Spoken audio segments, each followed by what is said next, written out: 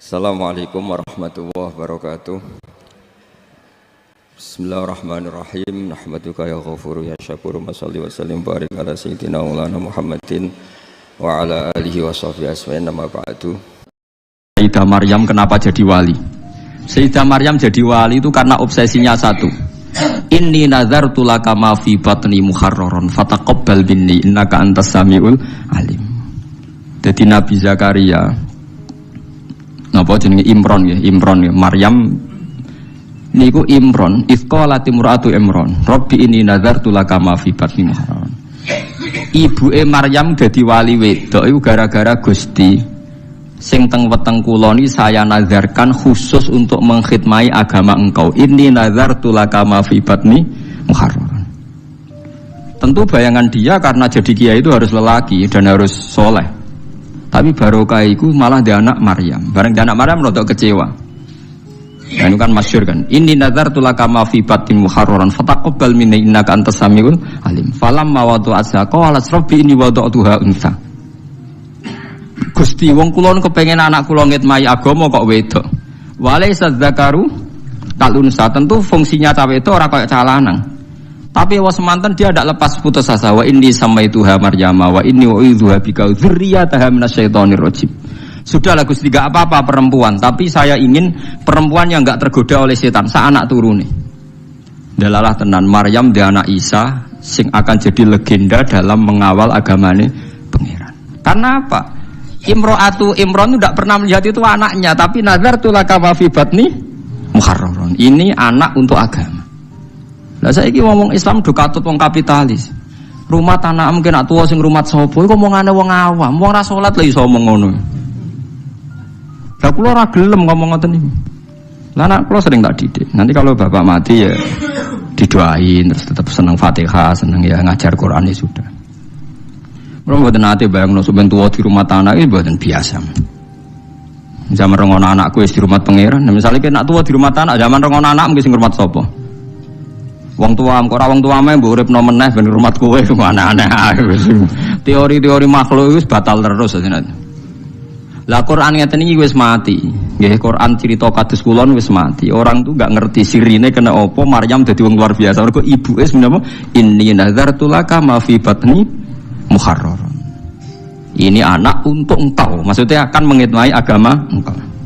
Saiki ora nyelamati anak ku ben sok ben ngitmai awake dhewe. Kowe iku sapa kok men dikhidmati anak? Jare pangeran kowe iku sapa? Wong kowe sing kelon ae kok kepengin dikhidmati. Wis entuk enak kok tuane njuk apa? Tapi nek mbok balekno pangeran kan sakake. Waras ya iku sing ngerti nek ora apa-apa kok anake dianggep asete agamane pangeran. Mulane Kanjeng Nabi nak muji Sayyid Hasan Husain Ibn Abi Hadalah Sayyidun wa inna wa yuslihu baina fi'atin azimatin. Soben gunane Hasan iki sing ndamekno dua kelompok sing tukaran. Iki masyhur. Yang menghentikan perang Ali Muawiyah adalah sa'iwise Sayyidina Ali kabundut. Pemimpin diambil alih Hasan ikhlas dikekno sinten Muawiyah.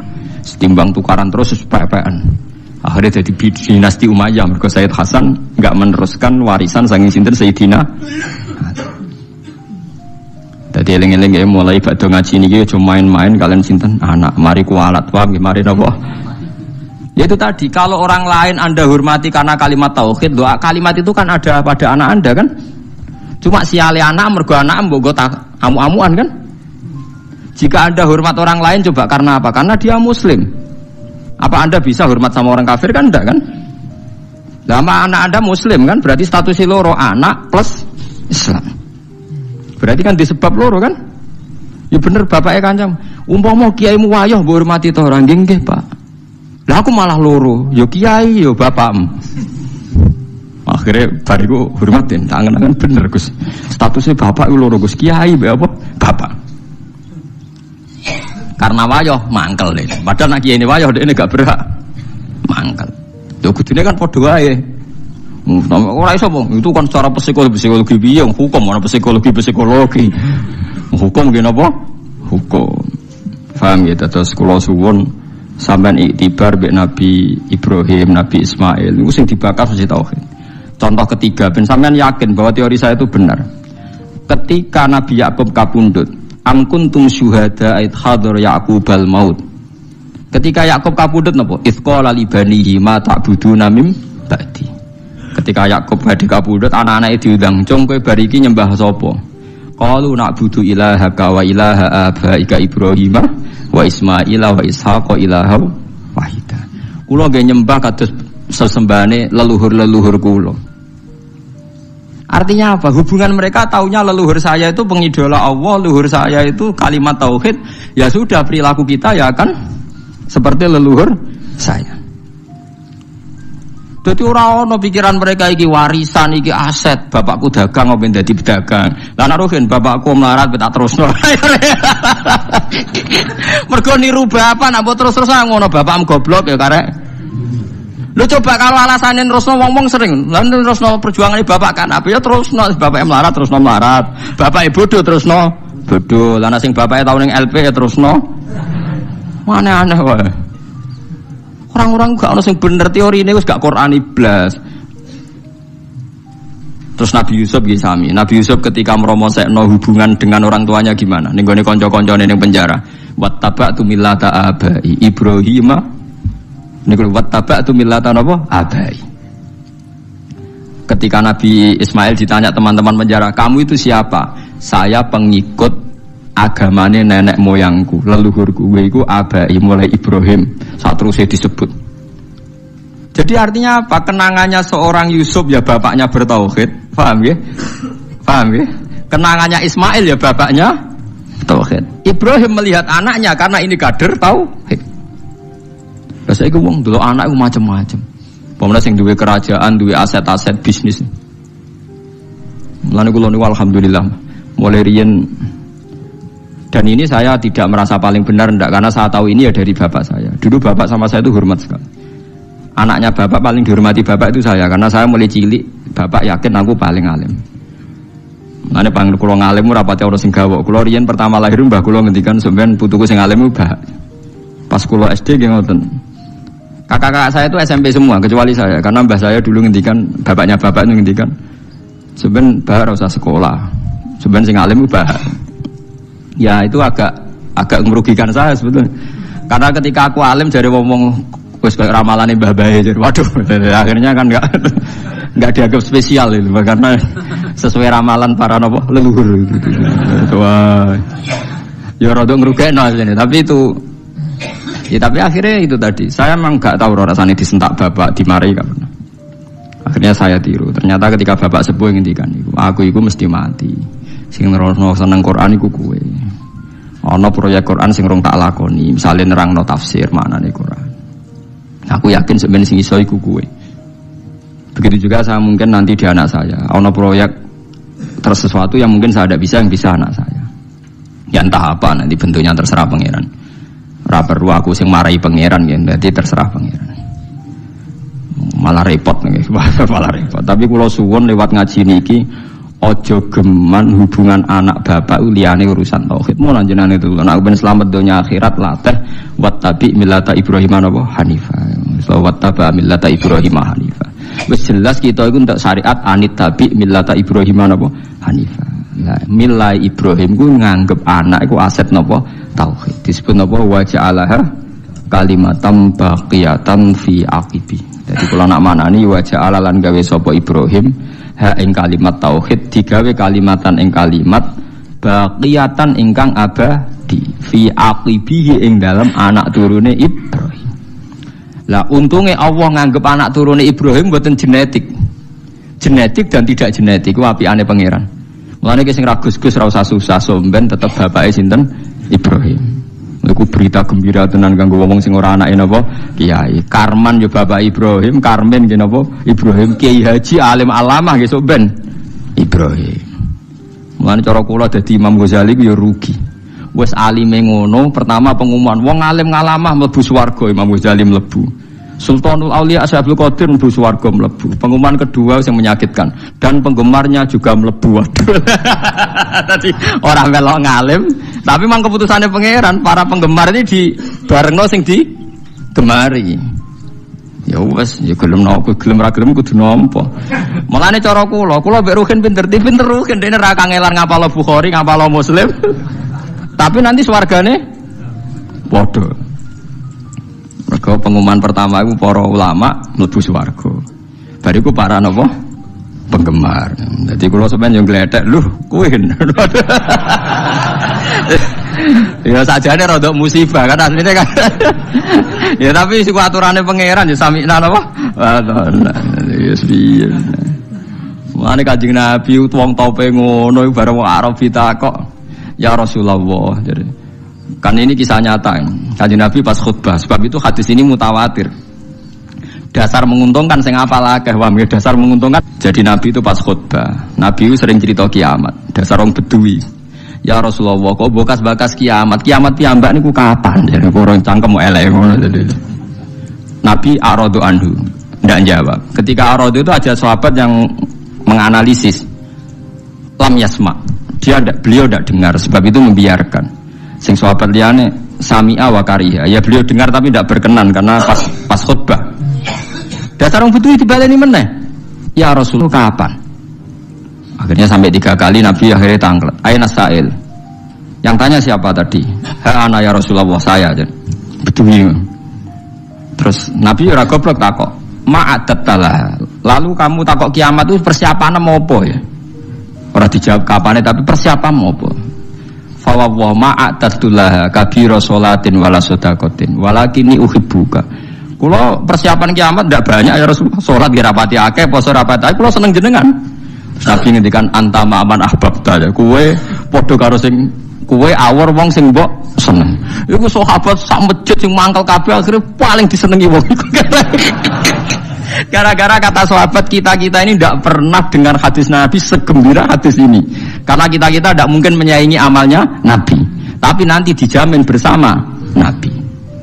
Wes hadis didukung Quran. Faulaika ma'al ladzina an'ama Allahu 'alaihim minan nabiyyin was-siddiqin wasyuhada'i was-sholihin wa hasuna ulaika rafiqa. Tapi ya mergo dzalikal fadlu minallah iku murni rahmate pangeran. Nek nuruti ngamal gak tok, paham ya, nuruti ngamal mboten apa tok. Dan ini penting. Karena tadi semuanya ini diikat kalimat tauhid. Kowe seneng Nabi mergo barokah kalimat tauhid. Dan hubungan kita dengan Nabi lancar sepanjang tauhid ini masih ada. Mulane ketika Nabi syafaat saya bagi siapa saja yang melafadzkan la ilaha illallah. Ujung-ujungnya juga karena kalimat. Nah, kalimat ini sudah dilafadzkan oleh istri kita, oleh anak kita, oleh cucu kita. Tapi gara-gara mereka di bawah kita, mereka tidak spesial. Kon nggih kopi ora gelem ngamuk. Anak diundang ra moro ngamuk. Ini kan kurang ajar sekali. Bagaimana kalimat yang begitu spesial dia punya, gara-gara nyepelekno barang yang memang sepele kowe ngamuk dekne. Padahal dekne tetap di hal yang nopo spesial. Rupane kalimat nopo tauhid. Itu galono wong nggawa emas akeh, kalunge emas, gelange emas, barang mecahno gelas murah mbok amu. Wong goblok. Angger sing pecah gak masih ra wis. Mestinya Anda melihat anak itu gitu, angger sing pecah gak tauhid ra ya wis. Kemudian dia mau mecahno gelas keben. Biasa mawon. Jadi kalau saya bukan ujub menceritakan keluarga saya, buatan ini adate Nabi. Kalau ngajari agama itu dimulai dari keluarga. Khairukum khairukum li ahli wa ana khairukum li ahli. Jadi yang terbaik dari kalian adalah yang cara mengelola keluarga secara baik. Difahami. Jadi kena jajan ning mall be anak utawa nyenengno anak. Iku aja krana kedunyan atau khadun nafsi, tapi hadiah untuk orang yang sudah ngelafal kalimat tauhid. Senyum itu baik, ramah itu baik. Tapi setelah status hukumnya itu halal gitu, ya. Jadi kalau sebelum status hukum itu halal, ini ya ramahnya menjadi tidak baik. Misalnya kamu punya istri cantik, kemudian dia ramah sama lelaki siapapun, kamu kan pusing. Terus alasannya ramah itu baik. Makanya di Quran diingatkan fala takhdu'na bil qawli fayatma alladzi fi qalbihi marad. Orang-orang solihah, orang-orang yang afifah, wanita-wanita terhormat, jangan terlalu ramah sama lelaki lain, karena lelaki lain yang kamu ramahin, kalau kebetulan dia ada orang baik, pikiran ramah kamu ini ditafsirkan yang macam-macam. Ini yang jarang orang mengingatkan. Jadi misalnya begini, senyum itu sunat itu, baik gitu. Oke, kita sepakat senyum itu sunat. Tapi para penipu itu juga senyum, karena kalau tidak senyum itu tidak bisa nipu gitu. Mungkin wanita nakal ya juga senyum. Orang-orang bisnis yang bodong biasanya cara ngerayu juga pakai senyum. Maka senyum ini berstatus nilai ibadah setelah kepastian target itu halal atau dalam konteks sesuatu yang disahkan agama. Sekali tidak, maka yang menjadi tidak halal. Ya, tadi senyumnya orang yang mau nipu, senyumnya lembaga-lembaga atau apa yang bodong atau apa sajalah. Nah ini yang jarang orang mengkaji. Maka sebelum mengkaji tentang akhlak itu penting, itu dikaji dulu status halal haramnya. Ya kayak tadi misalnya senyum itu sunat, senyum itu ibadah. Kata Rasulullah tasaddaqu walau bitalqati wajhin, bersedekahlah meskipun hanya dengan senyum. Itu setelah ada kepastian status apa? Halal. Tapi jika orang itu mau nipu itu juga pasti senyum. Orang yang mau menggoda lelaki juga pasti senyum. Lelaki yang menggoda perempuan juga senyum. Dan kadang konteksnya tidak dalam hal-hal yang dibenarkan syarak. Sehingga kepastian halal haram ini nomor satu. Terus kedua, akhlak ini yang menurut disiplin fikih, ini memang agak jelimet ya, tapi nanti Anda mudah memahami. Akhlak, misalnya ekspresi senyum atau ceria, itu dianggap sunat. Kalau dalam fikih dianggap sunat. Sunat itu ya tidak sampai wajib. Tapi ada konteks tertentu yang sunat ini menjadi wajib. Misalnya kita sebagai dai ya, sebagai ustadz itu, orang-orang yang nakal ini bawaannya senyum, ramah. Tapi kita yang ustadz ini bawaannya merengut, cemberut. Sehingga kecenderungan orang itu mengidolakan yang nakal, meninggalkan. Wassallallahu alaihi wasallam. Nah ini penting saya jelaskan supaya orang itu bicara akhlak. Akhlak itu tadi saya katakan, senyum itu baik, ramah itu baik. Tapi setelah status hukumnya itu halal gitu, ya. Jadi kalau sebelum status hukum itu halal, ini ya ramahnya menjadi tidak baik. Misalnya kamu punya istri cantik, kemudian dia ramah sama lelaki siapapun, kamu kan pusing. Terus alasannya ramah itu baik. Makanya di Quran diingatkan fala takhdu'na bil qawli fayatma'alladzi fi qalbihi marad. Orang-orang solihah, orang-orang yang afifah, wanita-wanita terhormat, jangan terlalu ramah sama lelaki lain, karena lelaki lain yang kamu ramahin, kalau kebetulan dia ada orang baik, pikiran ramah kamu ini ditafsirkan yang macam-macam. Ya, jadi ini karena saya sebagai kiai memang menekuni fikih, sehingga sebelum bicara jauh tentang hukum moral, itu pastikan dulu status halal haramnya. Baru ada numpang hukum akhlak. Sedekah juga gitu, banyak orang dermawan itu. Ternyata nyuwun sewu memang uang korupsi sehingga mudah ngasih orang banyak. Pas uangnya sendiri ternyata berat. Ini belum bisa dikatakan sedekah karena bawaannya dermawan, karena uang saya saja. Jadi kepastian hukum ini harus ada dulu. Makanya dalam Islam fikih itu nomor satu. Hanya nomor satu itu ya kepastian hukum. Baru di level apa aplikasi hukum itu penerapannya, tatbikinya kalau dalam bahasa Arab butuh akhlak. Terus ketiga cerita-cerita akhlak itu yang paling fenomenal itu kata banyak mufassir. Kenapa Saharatu Fir'aun? Jadi ketika duel, saya cerita sedikit. Musa ini punya banyak mukjizat. Nabi Musa ini punya banyak mukjizat. Mukjizat itu sesuatu yang luar biasa, nggak bisa dinalar oleh akal. Itu kalau orang baik disebut mukjizat, kalau orang buruk punya kemampuan ini disebut sihir. Ya, tapi sama-sama punya kekuatan yang dahsyat. Sehingga ketika Nabi Musa punya kekuatan yang dahsyat ini, yang disebut mukjizat, Fir'aun cara berpikir yang bisa mengalahkan ini hanya sihir. Dipanggillah ahli sihir yang profesional, yang top. Dan mulai dulu itu wong ya seneng duit gitu. Jadi ahli sihir yang mau datang tapi berani berapa gitu. Jadi itu sudah mulai dulu. Jadi sekolah kuno itu transaksinya itu ya harus berani berapa. Gitu. Fir'aun katanya innakum idzal laminal muqarrabin. Kamu tak jamin menjadi orang dekat saya. Jadi mulai dulu kalau dukung itu ya harus dapat jatah gitu. Jadi jatah orang dekat. Entah dulu itu apa menteri atau apa tidak tahu. Tapi mulai dulu ya sudah gitu. Kata Fir'aun oke. Akhirnya pertarungan itu mau dimulai. Lah uniknya ketika mau dimulai itu Saharoh ini ahli sihir yang bawaan Fir'aun tadi, sewaan nih tadi, bayaran. Itu di luar dugaan Mas Andri itu malah sopan sama Nabi Musa. Ditonton orang banyak padahal. Ditonton orang banyak karena Fir'aun tuh ingin Nabi Musa itu kalah. Musa kalau dia manggil. Tapi di luar dugaan itu para ahli sihir itu entah saking wibahnya Nabi Musa itu jenengan dulu apa saya dulu? Monggo jenengan dulu apa saya dulu? Imma antulkiyah wa imma nahnul mulkin. Monggo jenengan dulu atau kita dulu. Jadi harusnya secara teori tarung itu semakin menteror atau ada gebrakan yang mengagetkan ini kan lebih mudah mengalahkan Musa. Tapi enggak, malah Musa ditanya, wahai Musa, imma antul qiyah wa imma nahnul mulkin. Monggo jenengan dulu atau kita dulu. Nabi Musa juga membalas yang sopan. Enggak, kalian dulu saja. Nah itu kata para ahli tafsir. Barokahnya akhlak yang dilakukan Saharatu Fir'aun ini, al-qawwa fi qulubihim al-iman. Allah saat itu juga memberi iman. Jadi barokahnya sopan sama Nabi siapa? Musa. Jadi barokah akhlak paling fenomenal dalam dunia tafsir adalah ketika Saharatu Fir'aun mendapat berkahnya adab, berkahnya akhlak sampai iman. Sehingga kalau dalam khazanah-khazanah Islam, amal yang paling mudah diterima Allah itu diantaranya satu itu akhlak, dua sedekah. Dalam cerita-cerita kitab yang saya pelajari, sedekah juga gitu. Ada orang itu saking bejatnya, dia seorang kaya raya. Itu saking bejatnya itu cara berpikir itu menurut dia ya rasional, tapi ngawur sekali. Dia punya putri cantik gitu. Ya tentu dia yang rawat. Terus jangan-jangan itu wong anakku ayu dirabi wong liya. Walhasil itu dia punya rencana menikahi anaknya sendiri.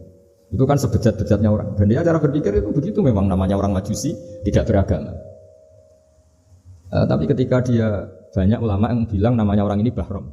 Tapi siapapun namanya itu, cerita ini populer di literasi, di khazanah-khazanah atau di referensi kita. Pas malam pertama mau menggauli putrinya, ada janda sepuh itu notok pintunya ya, supaya dikasih sedekah.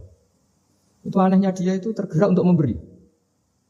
Ketika mau memberi, si janda ini berubah pikiran. Wong saya ini muslimah kok minta orang kafir. Tidak jadi minta, tapi lari. Ketika dikejar lari. Setelah di rumah melihat anak-anaknya itu menangis, kembali lagi minta. Setelah mau dikasih, lari lagi sampai 3 kali. Singkat cerita si Bahram ini lalu tetap ke rumahnya dan ternyata mendengar anak-anak menangis karena kelaparan. Dia tergerak hatinya, itu membawa cara Indonesia, membawa beras sendiri, membawa roti sendiri, semua keperluan itu dicukupin, dibawa sendiri, diantarkan. Dan uniknya saat itu juga dia berpikir waras langsung, gak ingin lagi menggauli anaknya, gak ingin lagi. Jadi barokahnya sedekah itu dilakukan orang kafir, itu langsung ada berkah. Sampai saat itu dia iman, dan hebatnya ada seorang wali di era itu mimpi disuruh menghormati si Bahram ini, bahwa ini umat saya, ini walhasil itu sampai diapresiasi.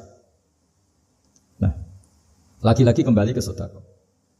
Jika ada orang netral, misalnya orang netral ya diajak baik ya mau, diajak buruk ya mau, belum punya perpendirian, juga belum punya karakter, belum punya status yang permanen, ya solehnya masih amatir, faseknya ya masih amatir. Kemudian terus ada kompetisi, alam raya ini kan kompetisi.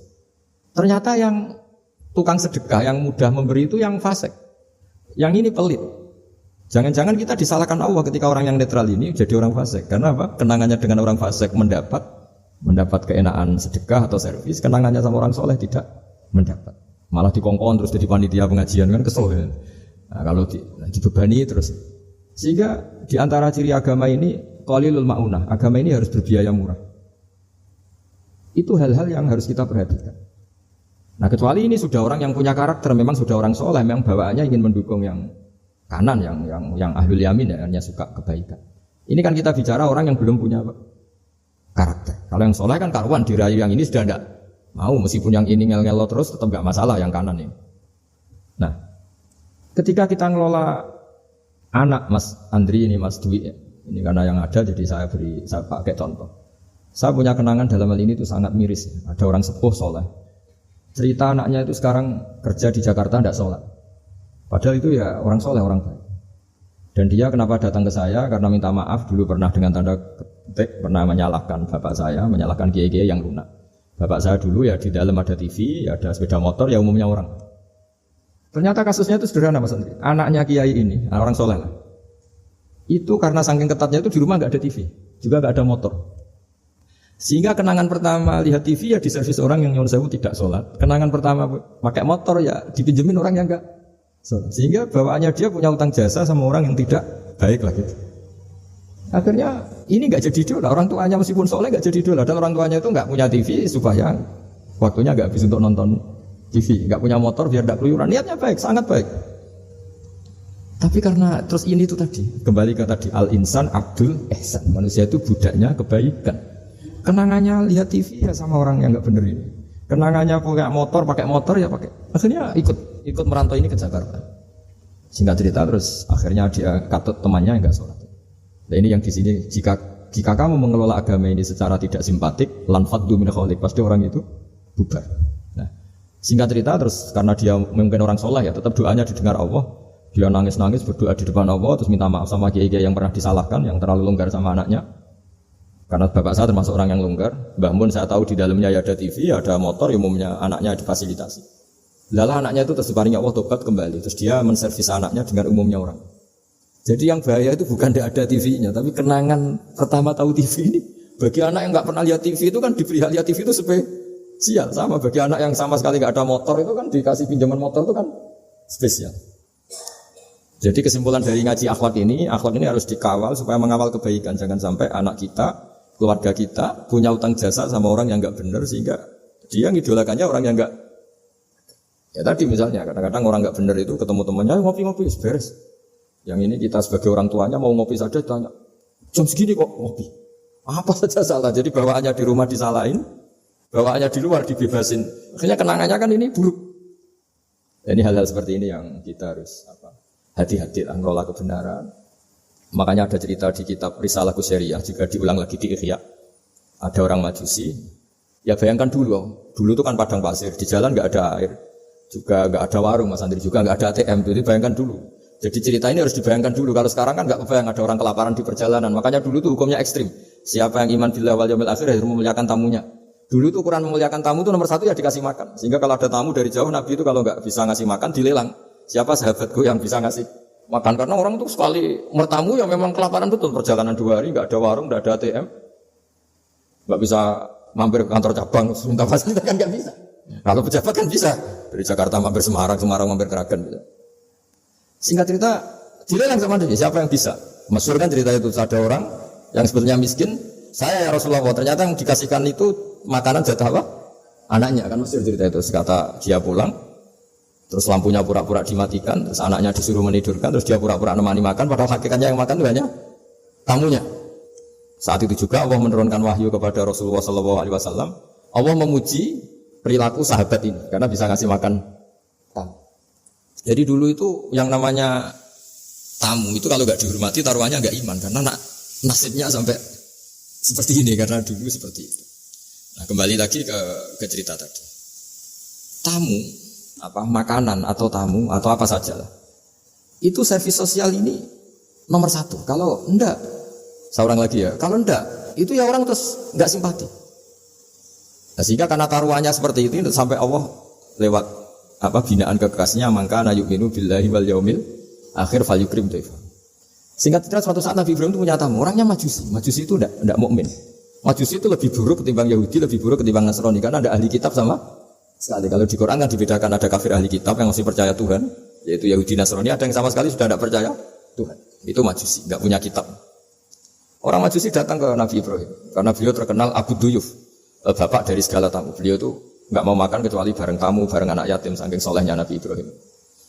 Seorang lagi bayangkan dulu, memang makan itu luar biasa. Sekarang kan biasa karena tamu sudah makan dulu di warung, nginepnya di hotel, malah kadang disuguhi udah mati makan karena enggak selera, ribet malah tamu sekarang. Malah komplain bila sudah ribet. Nabi Ibrahim itu ketika orang itu kelaparan, ya Ibrahim karena dia enggak mukmin ya manggilnya jangkar. Tolong hari ini saya kasih makan. Enggak, hatta tu'mina sehingga kamu iman. Singkat cerita orang ini frustasi karena ini tokoh ya. Nabi Ibrahim itu tokoh besar muslim ya tentu. Akhirnya dia putus asa. Putus asa terus. Sudah walla itu sudah balik kanan, sudah ngelunyur saja ninggalkan Ibrahim karena sudah putus asa lah. Saya Majusi, dia Nabi, dia tokoh Islam pasti tidak ngasih makan. Apa yang terjadi? Saat itu juga Allah karena beliau Nabi bisa komunikasi dengan Allah dapat wahyu. Lihat orang itu umur berapa? 70 kira-kira kita atau 60. Kata Allah, orang itu baru ini loh kelaparan katanya. Dan baru ini juga minta kamu kan iya. Dan kemarin-kemarin tidak pernah kelaparan ya baru ini ya. Terus kata Allah, saya yang Tuhan saja ngasih makan dia padahal tidak iman sama saya. 60 tahun. Kamu diminta untuk 1 hari saja kok mensyaratkan apa? Iman. Udah panggil saja supaya makan di kamu. Salah saya. Dipanggil hanya sama Nabi Ibrahim dikejar. Udah, ayo makan ke saya. Lah gimana? Udah, usah syarat iman, pokoknya makan saja guys. Nah, sudah si makan sama Nabi Ibrahim di servis, tanya orang itu, kok kamu mendadak baik tadi sini situ? Itu ya, ditegur Allah, saya salah katanya. Loh, Allah yang Tuhan itu, menurut kamu Tuhan itu, betul negur kamu, iya. Dia nangisnya. Ternyata Tuhanmu itu Tuhan betul ya. Saya yang majusi aja diperhatikan kata. Bahkan menyalahkan kekasihnya kamu katanya. Ya saya mau iman saja katanya. Itu ya barokahnya servis tadi. Nah sekarang misalnya kita bertarung di dunia yang bebas ini. Misalnya nyuwun sewu, yang ngasih makan ini nyuwun sewu orang tidak baik, yang orang baik tidak ngasih. Pasti utang jasanya orang ini sama yang enggak baik. Karena kenanya sama orang baik itu tidak baik. Nah ini yang dimaksud walaupun tafadzun qalidul qalbi lan faddu min khalid. Kalau orang mengelola Islam dengan cara yang kurang baik, maka akan melahirkan orang lari. Karena tadi al-insan abdul es. Jadi cerita yang ringan-ringan di sekeliling kita juga seperti itu. Bapak-bapak itu ngopi di rumah itu ya rasanya kopi sama. Itu gara-gara tidak nyaman ya cara bujone semarah kan gitu cara nyugoi. Di warung senyum. Akhirnya pilih di warung. Karena di warung dapat senyum, di rumah dapat ya sudah. Jadi semua proses sosial itu seperti itu. Nah mau saya di sini bayangkan itu anak-anak kita, kenangannya dengan kita, dengan bapaknya, dengan ibunya ini kurang baik. Kenangannya di luar baik, sehingga anak kita cenderung tidak mengidolakan kita, meninggalkan kita. Jadi menurut saya belajar akhlak paling pokok adalah kaitannya dengan kepentingan anak-anak kita. Saya bukan niat sombong ya, saya itu alhamdulillah sampai sekarang itu masih sering mandikan anak saya, jalan-jalan sama anak saya. Hak-haknya, bahkan saya ini punya ajaran yang agak unik. Tapi istri saya sudah menerima dulu ya, sempat janggal-janggal untuk iskal, sekarang sudah menerima. Saya punya anak yang biasa ikut adik saya di Fuad itu masih kelas 2 SD. Mulai kelas 1 SD, mulai kelas 2 saya bilang, kalau kamu ingin jajan, bapak pas tidur bangunkan. Padahal anak saya itu punya santri, punya banyak yang bantu. Dulu istri saya protes, itu kan melatih anak nggak sopan karena bangunkan orang tua. Enggak, kata saya, sopan itu nomor 2, nomor 1 itu hukum. Terus saya beri penjelasan. Yang paling berhak atau yang paling boleh ngel-ngelno anak itu ya diganggu anak. Itu ya orang tuanya. Masa anak mau jajan yang harus ribet pembantu, mana anak mau jajan yang harus ribet orang. Yang paling boleh diganggu oleh anaknya ya orang tuanya. Itu hukum kata saya. Akhlak nomor 2. Sehingga barokahnya hukum itu, saya ulang lagi, barokahnya hukum itu, kalau anak ini terpaksa pembantu itu pas lalai, pas kita tidak nyalahkan, kan kewajibannya di kita. Akhirnya kita menjadi tahu, baru istri menjadi tahu, yang paling berhak diganggu anak ya orang. Itu hukum. Nah akhlak itu baru nomor 2, ganggu itu ya dikira-kira lah pas bangun atau pas rileks. Tapi itu nomor 2, itu namanya moral. Moral itu sunat. Tapi kalau hukum itu nomor 1. Sehingga akhirnya orang tua, anak ini senang. Betapa baiknya orang tua kita, pas tidur saja dibangunin mau demi kepentingan dia. Akhirnya anak ini punya kenangan baik sama orang tua. Pas tidur saja bapak diajak mau. Apalagi pas happy. Nah karena kenangannya baik, ya idolanya orang tuanya. Ketika idolanya orang tuanya dan kita orang baik, mau ngajak sholat ya gampang, mau ngajak ngaji ya. Bayangkan kalau kenangannya dia dimintai uang nggak boleh, bentak, salah jam kayak atau salah jadwal atau apa, salah momentum, masa anak kecil diwalatih salah pakai momentum pakai apa itu. Nah, ketika kita ngangkon belajar sudah susah karena kenangannya enggak baik. Jadi kunci daripada ini makanya saya bilang berkali-kali. Oke, kita belajar akhlak, belajar moral, tapi nomor 1 itu hukum. Saya ulang lagi hukum.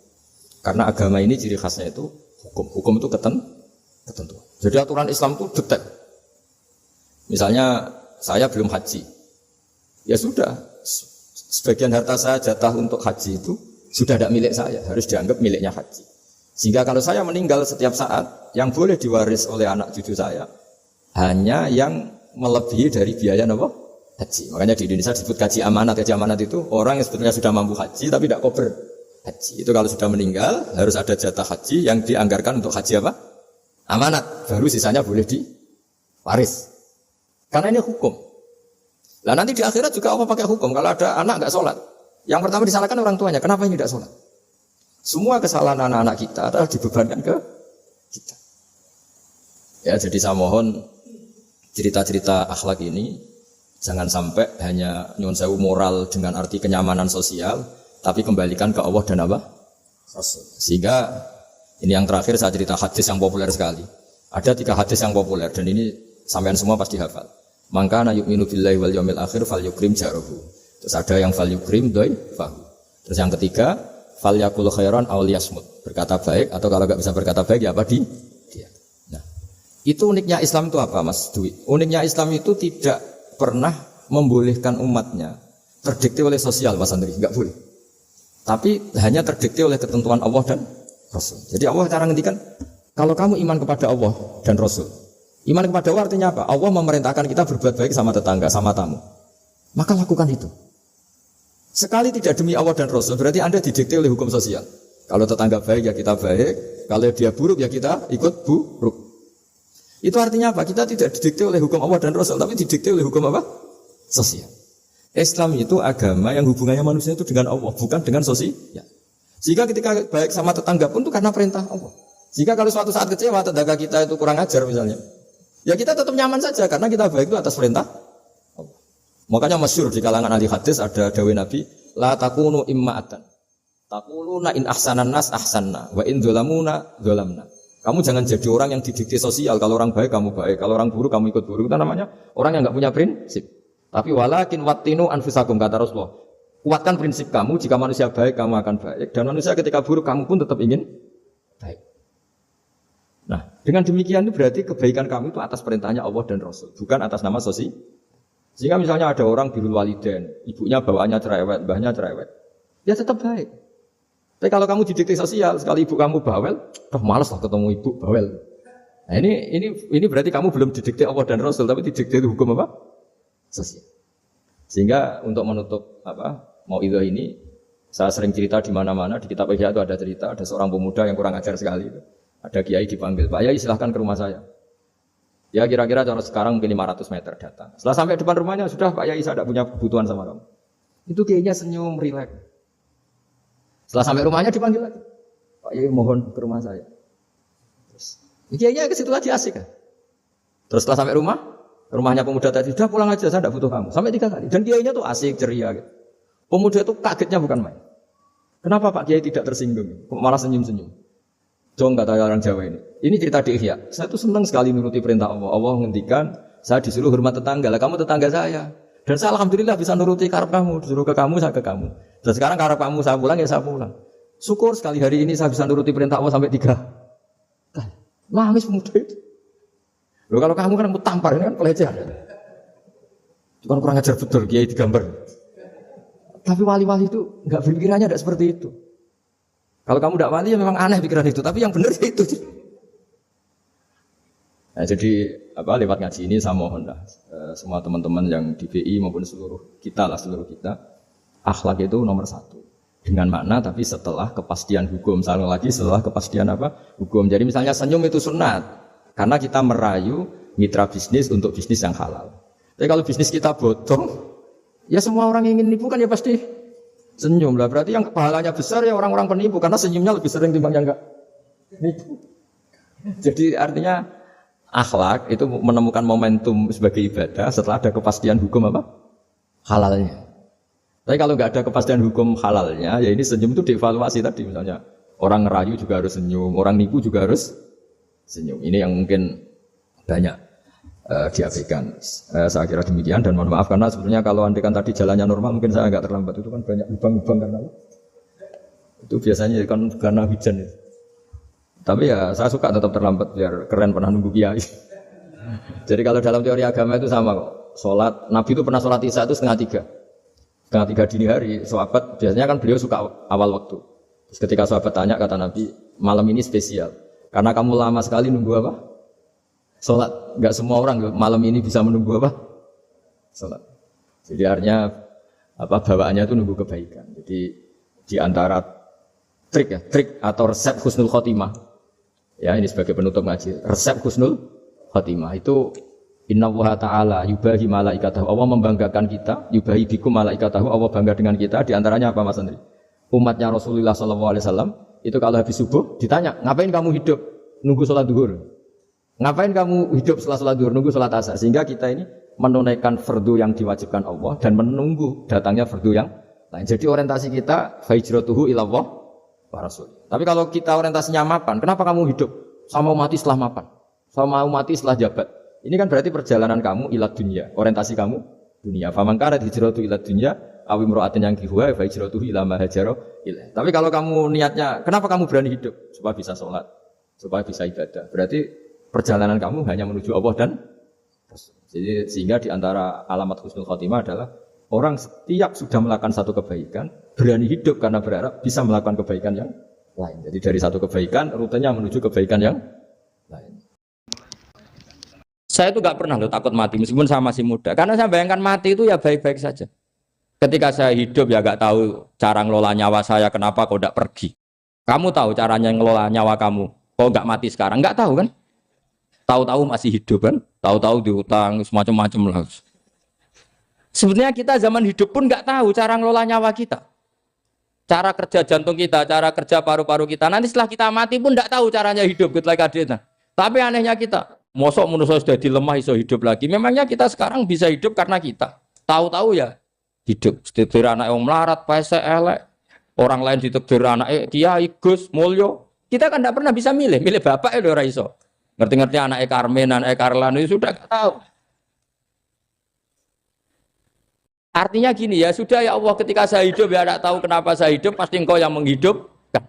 Ketika saya mati juga tidak tahu kenapa saya mati, pasti engkau yang menghidupkan dan mematikan. Maka saya akan baik-baik saja di akhirat, karena ketika di dunia Tuhannya yang engkau, ketika di akhirat Tuhannya, dan sifat engkau tidak akan rubah, tetap arhamur rahimin. Makanya dulu wali-wali itu kalau mau mati ya santai aja. Saya itu Umar bin Abdul Aziz, itu ulama-ulama dulu, kalau mau meninggal itu, kalau keluarganya nangis marah besar. Memangnya mau kemana kamu nangisin saya? Lah kamu kan mau mati. Memangnya mau kemana kalau mati?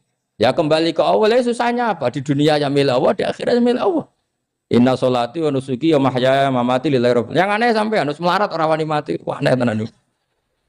Ya karena sampean tahu mungkin di akhirat lebih miskin lagi kan. Terus repot terus. Coba kalau dari awal kita menstatuskan diri kita biadillah. Inna sholati wa nusuki wa mahyaya mamati. Tapi kamu salah status. Mengatakan kehidupan adalah momen untuk mencari kesejahteraan. Kehidupan adalah momen untuk cari karir. Kamu mensifati kehidupan secara salah. Jika kamu terjebak nyari karir, nyari kaya. Coba kalau kamu pakai mazhabnya Sufi, kehidupan adalah pemberian dari Allah untuk kembali kepada Allah. Kematian ya seperti itu. Akhirnya ya santai saja. Inna sholati wa nusuki wa mahyaya wa mamati lillahi rabbil alamin. Istri juga gitu. Saya itu tidak sombong, saya itu mulai nikah sampai sekarang itu hampir gak pernah tukaran sama istri. Sama istri saya itu sering bilang gini, Gus kali-kali kalau saya ngamuk itu diwales, dilawan. Supaya saya punya musuh katanya. Betul ya? Ya saya bilang gini, Allah itu maha baik sama saya. Ketika harmonis, ganjaran saya ya lewat harmonis itu. Sehingga saya ngasih uang, menyenangkan Anda. Ketika Anda marah, ganjaran saya lewat sabar. Ya sudah itu semuanya baik. Kalau kamu marah, saya tidak dapat pahala. Makanya kalau kamu marah tak dengerin. Ini cara Allah membuat pahala tanpa bayar kata saya. Justru kalau pas rukun itu untuk dapat pahala harus nyervis, jajak nukokno kelambi mahal katanya. Boros itu pahala yang boros katanya. Tapi kalau kamu marah ini pahala paling murah, nggak usah biaya, dapat apa? Pahala. Cukup sabar. Lu itu kalau terlatih lama-lama dapat ya biasa saja. Ulama dulu seperti itu semua. Imam Syafi'i itu pernah ada orang baik sekali sama beliau. Orangnya itu munafik padahal. Tapi kalau setelah keluar dari Imam Syafi'i dia memaki-maki Imam Syafi'i. Suatu saat beliau tadi muji-muji jenengan tuh di luar maki-maki jenengan. Imam Syafi'i itu guyu. Guyu semua nanya bukan alhamdulillah. Muridnya kan janggal. Ini dikasih tahu gitu. Alhamdulillah. Kenapa Imam Syafi'i dia kan di luar maki-maki jenengan? Berarti aku wong wibawa ning ngarepku rawani. Ya jadi dianggap enteng saja melihat. Berarti aku wong wibawa ning ngarepku ora wani. Ya sudah. Terus ketika ditanya, tapi itu kan bahaya bagi Anda karena memfitnah Anda gini-gini. Kata beliau, zaka Allah. Yang kritiknya bahaya itu hanya Allah Ta'ala. Yang lainnya enggak bahaya. Karena ini makhluk dhaif, enggak penting. Loh kamu sampai tersisa dikritik orang karena kamu nganggap makhluk itu penting. Ini gobloknya sampean. Goblok segoblok-gobloknya. Coba kalau kamu mensatukan makhluk tetap makhluk, kritiknya enggak penting. Selesai kan? Selesai enggak? Ini problem Anda ada wali itu, kalau dikritik ya susah. Makanya ada wali itu problem menurut saya. Makanya saya enggak jadi wali itu kan. Karena hanya wali yang hidupnya itu la khaufun alaihim walahum. Yes. Orang dulu tuh semudah itu hidup.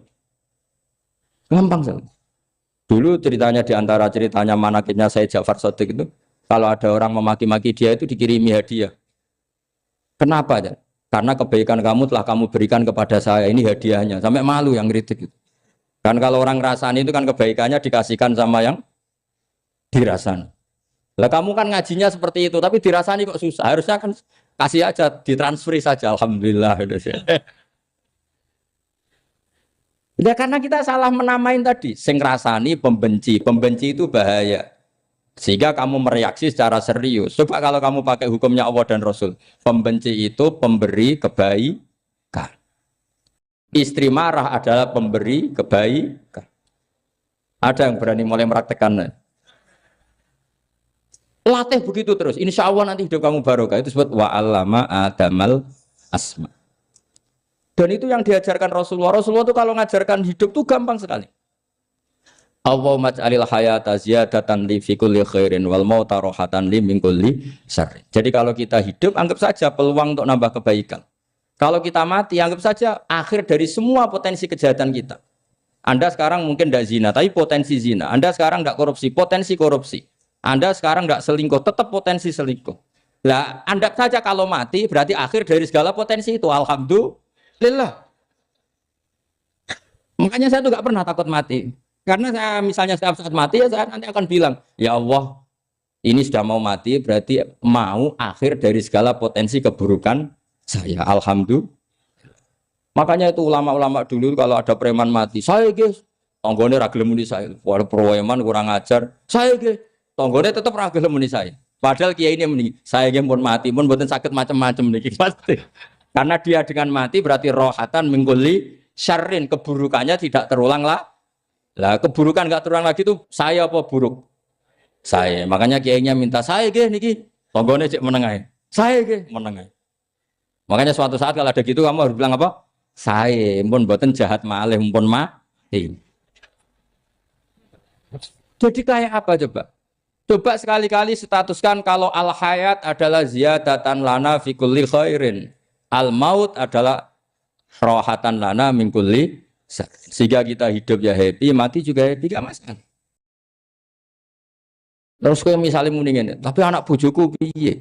Memang selama hidup anak bojomu bahagia.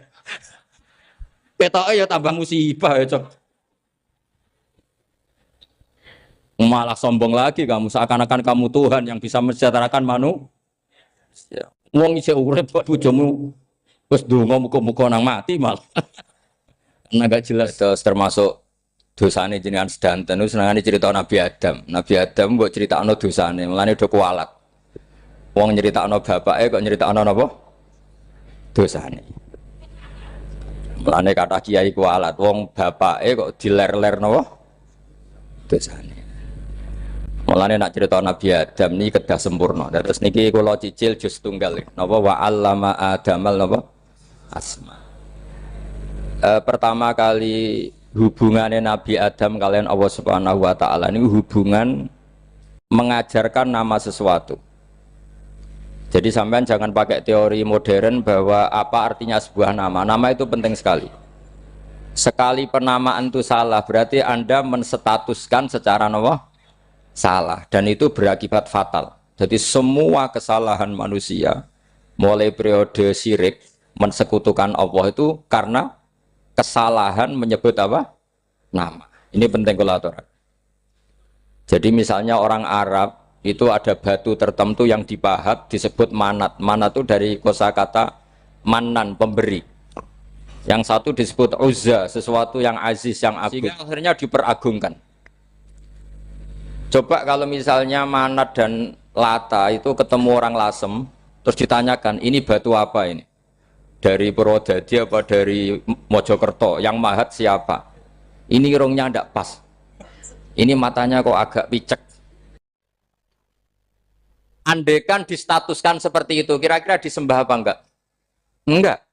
Iki pas pembuatan ini pate protol terus digenti. Sehingga setiap kemusyrikan itu semua para nabi ngendikan inhiya illa asmaun sammaitumuha antum wa abaukum ma anzalallahu biha min sultan. Sebagian ayat ma anzalallahu biha min sultan. bahwa kesalahan-kesalahan yang kamu timbulkan itu karena kamu kesalahan bikin nama. Makanya status itu penting. Nanti sampean tahu pentingnya yang saya katakan ini. Nanti setelah sampean mati, nanti mesti nyari saya karena kenangan ngaji ini. Ini Mas Atabik itu mas saya, beliau seorang dokter, tapi saya tidak akan bilang dia dokter karena nanti anak cucunya inginnya jadi dosen. Tapi kalau saya menstatuskan dia turunan Mbah Sambu, babai wong alim. Wah anak putune arah alim isin. Tapi nak di status no pegawai negeri dosen, wah anak putune golek duit pikirannya kan. Karena status itu mengilhami, apa status itu? Karena itu yang dikenalkan. Makanya ini penting. Fir'aun ketika dianggap sebagai Tuhan itu karena dia berhasil menamakan dirinya orang yang nggak pernah sakit. Dan dia penguasa. Penguasa itu artinya apa? Dia memimpin sekian orang. Akhirnya dianggap Tuhan. Tapi ketika debat terbuka sama Nabi Musa, pertama, mohon standar mohon gemike. Pertama kata Fir'aun, wama Rabbul Alamin. Lalu Tuhan kamu itu siapa? Kata Musa, yang menuhani langit dan bumi. Fir'aun masih bisa berargumentasi, setahu saya di bumi Tuhan hanya saya. Soal kemungkinan Tuhan Anda di langit, terus Fir'aun nyuruh Haman, ya Haman ibnili sorhal la'ali abluhul asbab as-samawati fa'attali'a ila ilahi Musa. Tapi kalau itu dibuktikan, nanti Musa pasti kalah. Karena kalau Fir'aun naik ke langit, pasti gak melihat Tuhan. Wong yang Nabi saja gak melihat, apalagi Fir'aun. Pasti dia bilang gak ada. Tapi apa yang bisa mengalahkan Fir'aun adalah argumentasi status. Kata Musa, Rabbukum wa Rabbu abaikumul awalin. Yang nuhani nenek moyang kamu. Artinya kalau Fir'aun Tuhan, itu berarti Tuhan balita. Karena mbah-mbahnya dulu tanpa Tuhan. Karena Tuhannya lahir terlambat. Akhirnya Fir'aun, saat itu juga para pengikut Fir'aun langsung menjadi mukmin meskipun menyembunyikan imannya. Karena kalau Fir'aun Tuhan, berarti mbah-mbahnya tidak punya Tuhan. Karena Tuhannya baru dilahirkan kemudian. Artinya gini, andai kan Fir'aun distatuskan al-maulud, orang yang dilahirkan, maka tidak akan ada orang yang menuhankan Fir'aun. Atau Fir'aun dibahasakan wujida ba'da alam yakun. Dia ada setelah dulu-dulunya tidak ada. Apapun hebatnya Donald Trump, apapun hebatnya Cleopatra, apa Fir'aun, semuanya itu wujidu ba'da alam yakun. Mereka ada dari tidak ada. Yang seperti ini pasti tidak Tuhan. Makanya Allah mengenalkan manusia itu sederhana supaya tidak pernah jadi Tuhan. Hal ata alal insani khinum minad dahri lam yakun syai'am mazkura. Manusia itu siapa? Ya manusia itu makhluk yang ada dari tidak ada. Dengan status itu nggak mungkin kamu tuhankan. Ini penting saya utarakan. Jadi buah gerakan Allah itu pasti dimulai salah penamaan. Makanya saya kemarin ketika Mbah Mun intaqala ila rafiqil ala, ketika beliau wafat, saya bilang ke anak-anak Anwar, statuskan Mbah Mun sebagai orang alim allama al-faqih, muridnya Sayyid Alawi, muridnya Mbah Zubair. Sekali Anda menstatuskan beliau orang besar, tepaan santri sing mau luhur kepengin ditiru besar tok. Nah, niru besar tok terus ana santri mau ita itu tok ngerasa gede repot. Sama, makanya saya nggak pernah. Sebenarnya saya tahu, Mas Atabik ini Mas saya itu dosen saya tahu, tapi saya tidak pernah ngomong dosen. Oh, anak-anak era menjadi wong alim, menjadi dosen malah langsung menjadi wong alim, malah celokoman itu. Jadi karena salah status itu nanti panjang, akibatnya itu panjang. Makanya saya itu sebetulnya ya risih dikatakan Gus Bak itu orang alim, sebenarnya risih. Tapi saya seneng saja. Sing seneng beniru alime, sing hasut takjak kompetisi. Jadi nikmati ya. Jadi sing seneng beniru alime, sing ra seneng itu hasut takjak kompetisi, takjak maca tafsir. Nak ra mriyang ya. Wong kono paling maca primbon mek terjemah. Ini penting, jadi itu yang disebut wa'allama adamal. Makanya Allah itu mengkritik semua kesalahan manusia dimulai dari salah penamaan. Makanya saya kemarin Pak Pilpres sering bilang, kalau presidennya ini maslahat, kalau enggak ini enggak maslahat. Mana ada kemaslahatan ditentukan hanya oleh seorang presiden. Itu tauhid kita di mana? Memang kita secara syariat harus milih sesuai ijtihad kita. Tapi tidak usah dong menggantungkan kesejahteraan sama seorang makhluk, itu tidak boleh. Secara tauhid enggak boleh. Makanya ini penting sekali. Jadi nggak boleh orang salah nama. Kita tetap memilih presiden, milih kiai, milih siapa saja. Tapi tidak boleh menstatuskan manusia sama dengan status Tuhan. Itu bahaya sekali dalam ilmu tauhid. Saya teruskan ya. Nah ini sekaligus latihan tauhid sama latihan tafsir ya. Sampun nggih. Kula terusno malih. Pun santai mawon. Kula ki ikhlas ora ngarah gelo santai mawon. Wong umpama ora sida ngaji ora gelo apa meneh trimo mik rusak. Ndak, karena saya itu insya Allah ndak akan pernah salah nama. Saya punya cerita ya, tentang nama itu. Ketika seseorang baik sama tetangga, itu kalau sampean seorang mukmin yang mukhlis, mukmin yang ikhlas, pasti ya karena diperintah Allah. Saya ngajar seperti ini karena diperintah Allah. Baik sama pernah sepuh karena saya turunan Mbah Sambu ya karena menghormati Mbah Sambu. Itu bagus. Sehingga dulu itu ada ulama, saya berkali-kali cerita, ada ulama punya tetangga itu berdua anak muda. Ya Ahmad, silahkan ke rumah saya. Datang. Setelah datang ke rumah pemuda tadi, kata pemuda tadi, ya Ahmad silahkan kembali, saya tidak butuh kamu. Kembali Imam Ahmad, dan santai saja. Setelah kembali sekian menit dipanggil lagi, ya Ahmad saya jadi butuh kamu, datang ke rumah saya, datang lagi. Setelah datang, saya tidak butuh kamu, silakan pulang. Pulang sampai 3 kali. Itu Imam Ahmad senangnya bukan main, kelihatan ceria senang. Lama-lama muda ini tanya, ya Ahmad kenapa Anda tidak tersinggung? Bukankah itu menyakitkan? Enggak kata saya. Tapi saya akan menyebalkan. Enggak kata saya. Kata Imam Ahmad. Kenapa aja? Saya ini diperintah sama Allah, kan apik mbek tangga. Dadi nek mbok undang ya teko. Mbok kon mulai ya mulai. Alhamdulillah iso nglakoni perintahe Allah. Dadi aku ora ono hubungane mbek kowe. Sehingga orang itu gak bisa didikte oleh di sekelilingnya karena ya hubungannya langsung sama Allah Subhanahu wa Ta'ala. Jadi dulu tuh orang jadi wali itu segampang itu. Kalau kamu kan enggak, hukum tentang tetangga itu kamu kayak orang kapitalis, kayak orang komunis, pakai teori sosial. Nak diapik yo apik, dieleki yo elek. Itu kan pikiran PKI. Artinya satu perilaku sosial didikte oleh makhluk itu perilaku orang mukmin atau orang ke PKI. Itu orang PKI. Kalau orang mukmin ya mangkana yu'minu billahi wal yaumil akhir fal yukrim jarahu, kita baik sama tetangga karena diperintah Allah, sehingga kecewa ada kecewa ya santai saja. Imam Ahmad katanya, "Kenapa engkau tetap ceria?" Aku ora urusan mbek kowe, urusanku mbek pangeran. Pangeran ngutus sampai mbek tonggo. Saya ulang lagi ya, dados tentang napa wa 'allama adamal asma. Jadi andaikan seorang manusia melakukan kebaikan karena dia makmur, amarahu wa. Kita diperintahkan Allah baik sama tetangga. Ya biasanya tetap seperti itu. Kita diperintahkan Allah baik sama. Sehingga ketika ngalami kayak yang dialami Imam Ahmad, kita santai saja. Ketika kita datang bi amrillah, ketika kembali ya bi amrillah. Sehingga ya sudah kita dapat pahala. Tapi kalau kamu kedikte secara sosial, maka kamu akan menjadi orang murahan. Yaitu seorang ulama didikte oleh anak muda yang kampungan.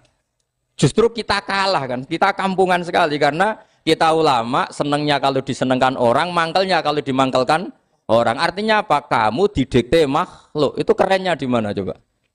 Kerennya di mana? Enggak ada sama sekali. Apalagi yang dikte trimo canom sing goblok sing desa. Kamu seorang ulama besar. Tapi kalau kamu hubungannya dengan Allah, dia muji kamu, alhamdulillah dipuji. Dia memaki kamu, alhamdulillah dapat pahala lewat jalur sabar. Kan santai saja. Sehingga saya berkali-kali bilang, setan itu untungnya tidak pernah ngaji saya. Kalau ngaji dia pasti ngerusak metode, merubah metode. Tapi saya tadi berdoa supaya ngaji ini nggak didengar setan. Setan itu ya goblok betul. Setan itu kan suka ya kalau anaknya kiai, cucu kiai dibikin konflik. Dia ngiranya dengan konflik pondok itu tidak solid. Ternyata enggak. Misalnya masa tabik konflik sama keluarga, Bani Lasem, terus ada yang minggat ke Papua kemana-mana. Namanya turunan kiai di mana-mana bikin pondok, bikin masjid. Yang dulu masjid hanya ada di Lasem, barokahnya tukaran ada di mana-mana. Lah itu namanya setan, salah perhitungan apa? Makanya gobloknya dia itu udah ngaji saya. Kalau ngaji tak kasih tahu itu bahaya itu. Bikin konflik itu bahaya. Iya betul. Islam ada di Indonesia itu ya barokahnya konfliknya sahabat. Sayyidina Ali dan Sayyidina Muawiyah itu konflik. Banyak sahabat netral yang ingin menghindari itu mau ke Cina. Di Selat Malaka sebagian terdampar, terus ada yang ke Aceh, ada yang ke Sumatera, namanya Sayyidina Ali. Makanya awal Islam di Indonesia dimulai Syekh Yusuf Baros itu. Kalau Timur Tengah nggak ada tukaran, tuh nggak ada Islam menyebar kemana-mana. Nah setan ngiranya kalau sahabat tukaran itu nanti kacau. Ternyata enggak, malah Islam menyebar kemana-mana, barokahnya tukaran. Dulu Solo karena konflik ya banyak ulama yang ke Selasem kemana-mana, gara-gara Solo nggak kondusif. Akhirnya kayaknya keduman basambu, keduman macam-macam. Sedungak mawon kiai tukaran terus betul apa-apa. Yang penting ora bacok-bacokan, rasan-santetan wis. Terus pokoknya rasan-rasanan, ringan, ya sudah itu bagus. Memang Allah bikin seperti itu. Tidak apa-apa. Kata Allah wala yazaluna mukhtalifina illa man rahima rabbuk. Kata Allah walidzalika khalaqahum. Ikhtilaf itu barokahnya masyaallah. Kalau saya setuju pendapatnya Mas Atabik, saya jadi dosen. Nanti yang ngaji tafsir siapa? Tapi kalau dia setuju saya, dia jadi ahli tafsir, yang jadi PNS siapa? Ya sudah, barokahnya khilaf. Dia jadi PNS, dia dapat gaji, tapi gaji itu bisa dihitung. Kalau naik harus tambah prestasi. Kalau saya kiai min haitsu la yahtasib, pasti cepat kaya saya. Karena rezekinya kiai itu tanpa batas. Makanya haji saya itu plus. Saya itu tidak kaya, tapi haji saya haji plus. Masa tapi paling reguler. Karena rezekinya kiai itu min haitsu la yahtasib. Makanya saya pernah disoal sama teman-teman dosen di UI. Bapak kok berani pulang ke Rembang? Kiai itu kan rezekinya agak jelas. Kata saya justru agak jelas itu bagus. Kalau sampean kan konsisten segitu nilainya, kalau saya enggak, kata saya. Jadi tak nikmati saja. Karena saya hamba Allah, bukan hamba negara. Kalau hamba Allah ya gaji Allah, kalau hamba negara ya negara itu, negara sama Allah kayak mana? Allah ya sudah pinter berarti sudah. Jadi jangan pernah kita ini salah nama. Kalau salah nama itu bisa panjang. Makanya ada wali itu kalau dongo itu rontok kriminal, tapi malah pangeran seneng. Sampai dalam riwayat itu innahu yudkhiluni al-yauma salasa marat. Wali itu bisa menertawakan saya 3 kali. Itu kata Allah. Itu kalau dongo itu agak kriminal, tapi mesti mustajab. Tapi kalau kamu niru sudah tidak mustajab, karena ini KW, copy paste. Itu kalau dia datang ke Raudhah itu bilang gini wali tadi, ya Allah, saya ingin jadi orang baik. Jika engkau turuti doa saya, maka surra habibuk, kekasihmu ini menjadi senang. Tapi jika saya jadi orang jelek, surra aduwuk, yang senang itu iblis. Sekarang milih mana jenengan, menyenangkan kekasih kamu atau menyenangkan musuh kamu? Itu cuma riwayat. Terus kata Allah bilang ke Nabi Muhammad, karena wali kan ada alam roh. Wis kandhani wis mustajab, coba lain itu kayak gue. Segampang itu wali punya hubungan. Saya ulang lagi ya, tapi jangan ditiru. Karena kamu tidak wali, nanti setelah wali niru gak apa-apa. Ya Allah, saya ini ingin jadi orang baik. Kalau saya jadi orang baik, maka surra habibuk, kekasihmu menjadi senang. Kalau saya jadi orang buruk, surra aduwuk, musuh kamu menjadi senang. Tinggal engkau lah sekarang sebagai Tuhan, senang menyenangkan kekasih kamu, menyenangkan musuh kamu. Ya tentu Allah pilihannya kan senang menyenangkan kekasihnya. Terus kata Allah sudah sampai situ aja doanya, jangan panjang-panjang, baca-baca malah repot. Semudah itu mereka hubungan dengan Allah Subhanahu wa taala karena mereka tidak pernah salah nama. Kalau kita kan tidak.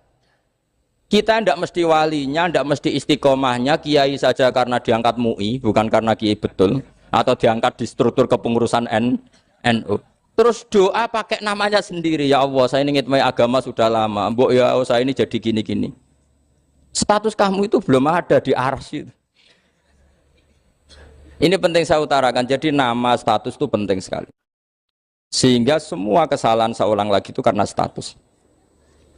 Ini penting saya utarakan karena sekarang itu banyak nama itu disepelekan.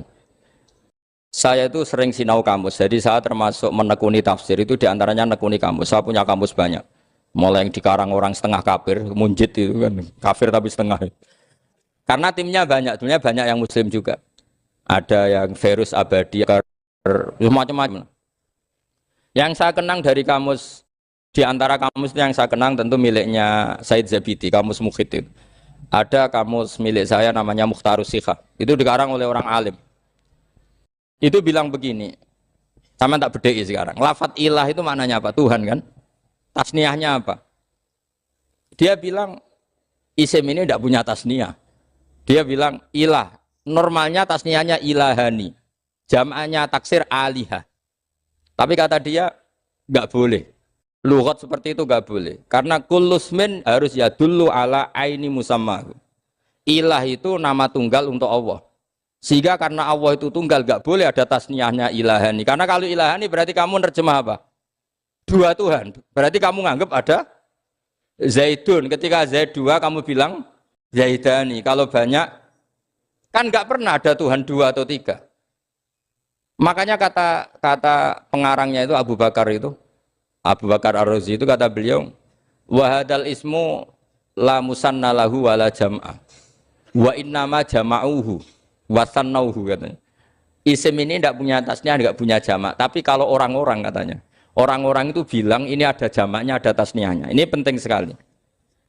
Karena kesalahan itu enggak ada. Cara teori Quran itu kesalahan itu enggak ada. Yang ada adalah orang salah. Beda loh ya. Tak wari dadi wong pinter. Makanya ini sampai subuh, tak wari dadi wong pinter. Saya ulang lagi ya. Kesalahan itu tidak ada. Yang ada itu orang salah. Pernah ada enggak 1 tambah 1 15? Enggak ada kan? Tapi kalau orang salah bilang 15, ada. Pernah enggak putih ini hakikatnya hitam? Enggak pernah kan? Tapi kalau orang salah, misalnya Rabun bilang ini hitam, ada. Sehingga ini penting ini dalam teori ilmu mantek. Setiap Allah menyalahkan mereka itu kata Allah yaquluna bi afwahihim. Mereka itu melafatkan dengan mulut mereka bahwa Tuhan itu 3 misalnya, bahwa Lata Hubal itu Tuhan. Itu kalimat yang keluar dari mulut mereka tapi tidak menunjuk hakikat. Makanya kata Allah kaburas kalimatan takhruju min afwahihim. Sungguh kalimat itu kalimat kriminal betul yang keluar dari lisan mereka. Karena apa? Normalnya kalimat itu tadullu ala musammahu atau musammaha. Yang namanya kalimat misalnya putih yang menunjuk putih, hitam menunjuk hitam. Nah, kalau Tuhan kok ditunjukkan ke batu, itu kan kacau. Tuhan kamu siapa? Hubal, itu batu apa Tuhan? Batu. Tuhan kamu siapa? Yesus. Yesus itu manusia apa Tuhan? Manusia. Makanya kata Allah, kaburos kalimatan takhruju min, mesti tulisannya iyaquluna illa kadiba. Ini penting saya utarakan. Jadi makanya kesalahan itu tidak ada, yang ada itu orang salah. Makanya kata Allah ja'al haqqu wa zahaqal batil. Kalau ada hak pasti batil itu hilang. Tapi orang yang meyakini kebatilan banyak, tapi kebatilan itu tidak ada. Pernah ada enggak 1 tambah 1 15? Enggak pernah ada kan? Tapi kalau orang bilang itu ada. Ini penting saya utarakan. Makanya kamu jangan janggal. Kata Allah ja'al haqqu wa zahaqal batil. Ternyata sekarang kebatilan ada di mana-mana. Barang batil itu enggak pernah ada. Yang ada pelakunya. Misalnya nyon saya misalnya gini. Zina itu mengenakkan apa enggak? Kata orang yang ahli nafsu mengenakkan. Tapi hakikatnya tidak pernah mengenakkan. Sekarang tanyakan yang pernah melakukan itu, yang terhantui dosa oleh itu. Hakikatnya menyakitkan apa mengenakkan? Menyakitkan. Tapi yang bilang mengenakkan ada, tapi hakikatnya tetap menyakitkan. Nah, semua kesalahan manusia itu dimulai cara membahasakan. Mengambil uang negara korupsi itu kata yang baru keturutan nafsu nih. Enak punya uang banyak, mengenakkan. Tapi kata yang sudah ketangkep, menyakitkan. Nah, faktanya korupsi itu dihisap sampai akhirat. Statusnya itu menyakitkan apa mengenakkan? Menyakitkan. Andai kan orang menstatuskan korupsi menyakitkan, maka akan menjauhi korupsi. Makanya semua kesalahan itu dimulai dari salah memberi nama. Ini penting saya utarakan supaya kamu kalau menafsirkan Quran itu nanti terus benar. Makanya setiap kesalahan kata Allah apa? Kaburas kalimatan takhruju min afwai. Nah, kalau kalimat itu nyata kata Allah kalimatu haqqin aliyana hya wa aliyana mut wa aliyana nub'as. Atau katanya istilah pangeran dzalika bi anna wal haqqu wa nama yatuna min dunihi wal batil. Nanti terus urut, sampean baca Quran nanti bisa kayak saya urut, konsisten. Yaitu tadi. Misalnya Fir'aun itu orang pakai status yang diajarkan Allah ke kita. Fir'aun adalah wujida ba'da alam yakun. Fir'aun adalah makhluk yang sekarang ada, tapi dulu-dulunya tidak ada. Padahal sebelum ada Fir'aun sudah ada bumi, ada langit, ada matahari. Sebelum ada Yesus, ada Isa, sudah ada bumi, ada matahari. Artinya apa? Zaman langit bumi ada, penyebabnya Isa apa enggak? Enggak kan? Karena dia ada setelah adanya langit dan bumi. Fir'aun juga gitu. Yesus juga gitu, semuanya begitu. Makanya Allah mengajari kita apa? Hal ata alal insani hinum minad dahri lam yakun syai'am madhkura. Katakan manusia itu siapa? Manusia adalah makhluk wujud yang dulu tidak ada. Sekarang banyak enggak orang yang sudah kaya sebelum Pak Jokowi jadi presiden, sebelum Pak SBY jadi presiden, sebelum Pak Karno jadi presiden? Banyak enggak yang sudah kaya sebelum? Banyak kan? Artinya yang mengkayakan itu presiden Pak Allah. Allah. Sekarang kamu miskin, kamu nggak bisa nyalahkan Pak Jokowi. Sebelum Pak Jokowi presiden, kamu sudah miskin. Ya, artinya yang memiskinkan itu presiden apa takdir? Takdir. Makanya wa anna ila rabbikal muntaha wa annahu adhaka wa abka wa annahu amata wa ahya wa annahu khalaqaz zawjaini dzakara wal unsa. Jadi kita miskin ya karena kehendak Allah, kita kaya kan semua itu karena Allah. Tapi kita terjebak hukum modern, nak presiden iki sejahtera, nak iki ora. Ya mungkin secara bahasa syariat mungkin ada benarnya, tapi kita ini kan dilatih ilmu hakikat. Tak ulang malam 13 Dzulhijjah masuk ilmu cek syariat tok. Kok gak pinter-pinter buang cek gobloke kan gitu. Kenapa nama itu penting? Begini. Alam yang dipakai Quran, alam itu nama ya, alam mangkul. Semua alam. Wah nanti subuh tak jamin pinter nih. Tapi saya tetap mau setengah jam. Karena saya tahu sampai subuh pun kira-kira ya tidak pinter. Jadi ya setengah jam.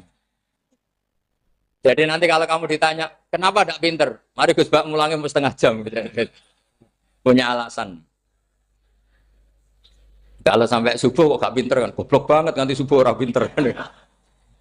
Ya nak orang-orang bilang gitu.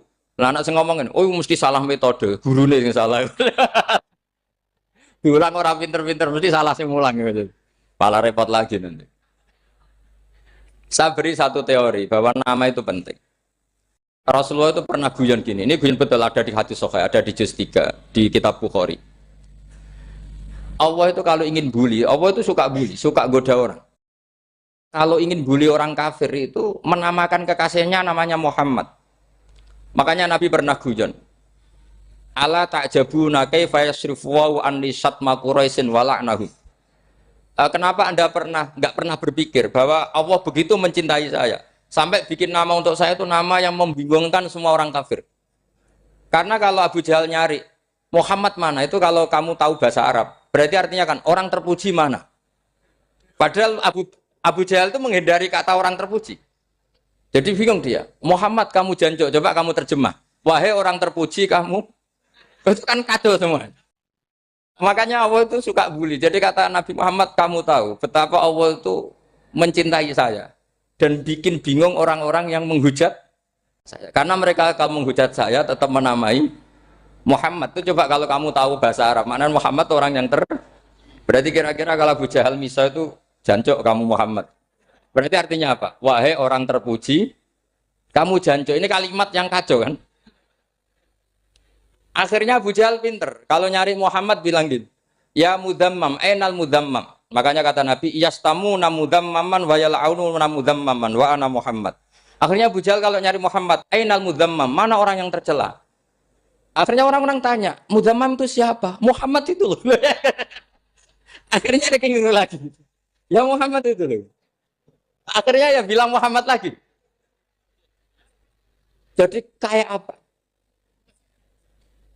Makanya itu saya mangkal kalau sama orang dan anaknya Kiai jenenge Agus karena ya tetap diceluk Gus. Karena ya saya itu punya teman itu gak Gus, mangkalnya bukan main sama anaknya Kiai. Dia punya cita-cita anaknya nanti dinamai hanya Agus saja. Supaya semuanya manggil. Terus nanti yang hasut ya bilang Dus. Kayak kemarin pas Pilpres itu macam-macam. Tapi ini penting saya utarakan, jadi nama itu nggak boleh salah, status juga nggak boleh salah.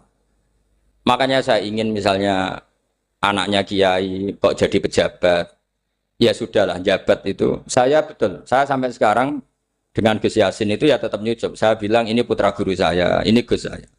Saya tidak pernah membahasakan beliau wakil gubernur. Bahayanya nanti suatu saat, oh ini mantan, kan repot.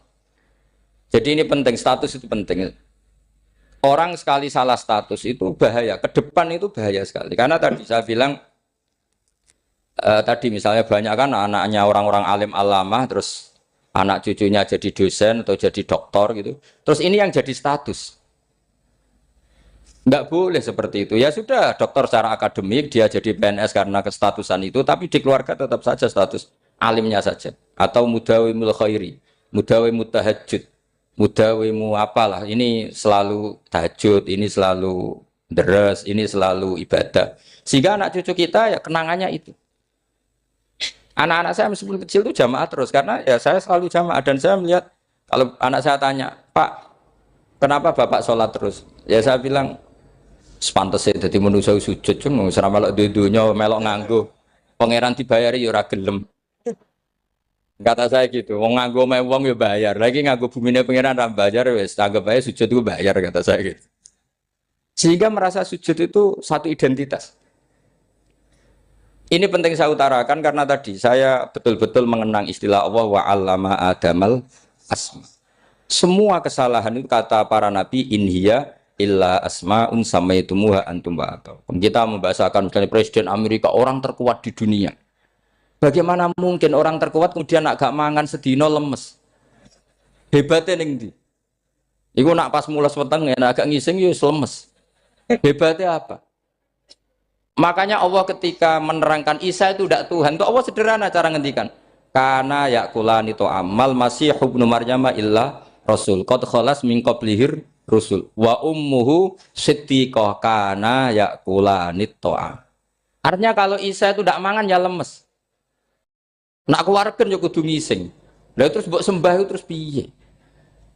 Jadi gak kebayang seorang Tuhan kemudian kalau gak makan tuh lemes. Berarti statusnya Isa apa? Orang yang lemes kalau tidak makan. Terus kamu Tuhan kan? Aneh gak? Aneh. Jadi andaikan manusia dengan status yang diterapkan Allah, yang distatuskan Allah itu pasti tidak ada yang salah. Karena yakulanit. Ini saya cicil juz 1 wa 'allama Adamal asma. Makanya kata Rasulullah, Allah tak jabuna kaifa yusrifu wa anisat ma quraisin wa dzamman. Ini penting, nama itu penting. Karena sekali nama ini salah, coba misalnya orang sepakat darani Fir'aun itu wujida ba'da alam yakun.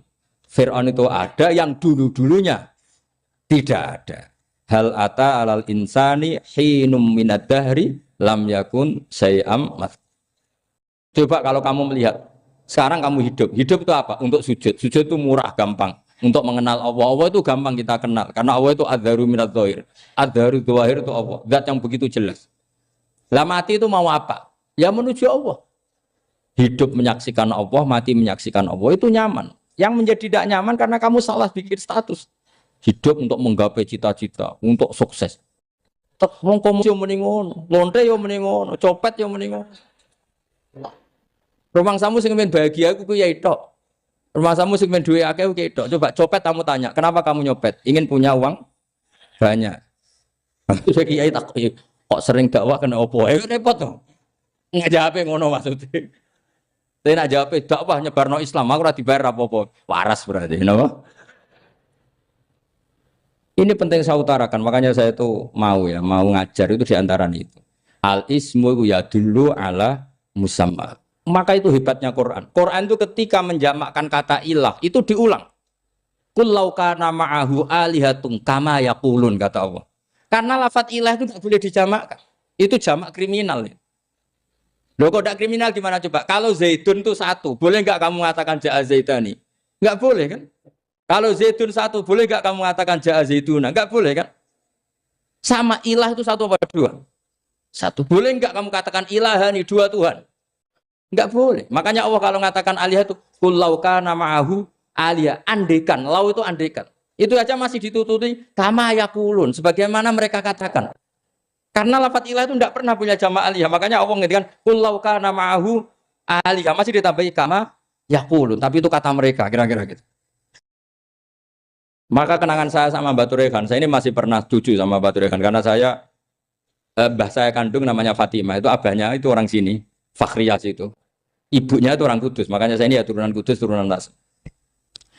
Itu kalau Batu Rehan, kalau hari kematian Yesus, itu kan ditulis hari wafatnya Yesus. Batu Rehan kan tentu meyakini Yesus itu Isa. Isa itu tidak mati tapi makanya di kalender kudus sampai lihat itu kan. Matinya Sibah Isa kan ada dalam kurung Sibah Isa. Jadi yang mati itu Sibah Isa.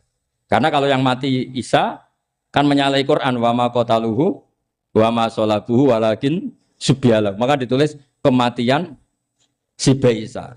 Hanya Almanak Kudus, yang lainnya enggak karena sudah ikut bahasa nasional. Saya pernah agak bantah dulu, saya masih ditulis gini saja, kematian Yesus dalam kurung katanya. Jadi ono.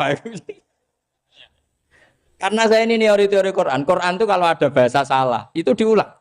Kullau kana ma'ahu aliyatun kama yaqul. Karena enggak benar, jama' aliyah itu enggak benar. Bagaimana mungkin sesuatu yang satu dijamakkan? Coba kamu bisa mengatakan Zaiduna karena Zaidnya banyak. Kamu punya tamu rojulun. Kalau orang banyak, rijalun. Kamu melihat satu masjid, masjidun. Kalau masjid banyak, masjid. Masalahnya Tuhan itu tidak pernah banyak, mau satu. Makanya itu hebatnya kamus-kamus yang dikarang orang alim. Bahas tasniahnya ilahun itu lam yujad katanya. Tapi wajaduhu wasamauhu. Tasniah ini enggak ada secara hakikat, tapi mereka ada yang menjamakkan, yaitu mereka-mereka yang salah. Makanya tadi dalam ilmu mantek, kesalahan itu tidak pernah ada, yang ada adalah orang yang salah. Jadi kesalahan itu tidak pernah ada. Yang ada adalah orang yang 1 tambah 1 pasti 2. Enggak mungkin 4. 4 enggak ada, 5 enggak ada. Tapi orang jawab salah, banyak.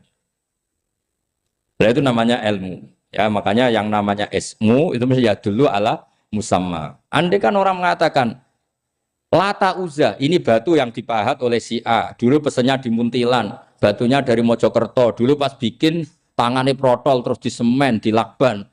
Bisa nggak jadi Tuhan kalau dengan status seperti itu? Fir'aun misalnya, dulu nggak ada, lahir ngompolan, tahu ret-reten, ciliknya malah tahu tipes. Terus tua-tua jadi pangeran, aneh nggak tuh? Jadi semua, makanya setiap kemusyrikan itu kata Allah, inhiya illa asmaun samaitumuha antum wa abaukum ma anzalallahu biha min sultan.